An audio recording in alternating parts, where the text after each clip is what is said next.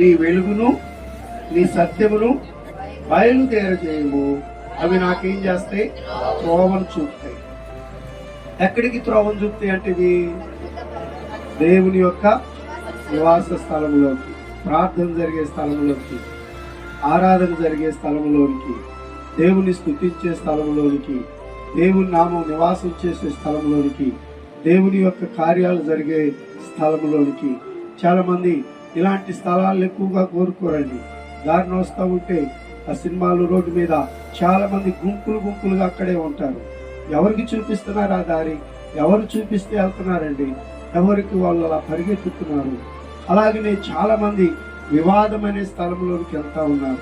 చాలా మంది మనస్మర్ధలు కలిగించే స్థలంలోకి వెళ్తున్నారు. చాలా మంది అవసరం లేని వాటి స్థలంలోకి వెళ్తా ఉన్నారు.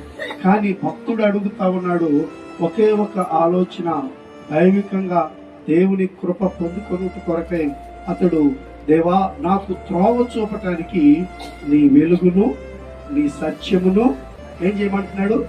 బయలుదేరజేయి. నాకు అవి ముందుగా వస్తే నేను ఎటు తప్పిపోకుండా నేను దేవుని మందిరంలోనికి వస్తాను.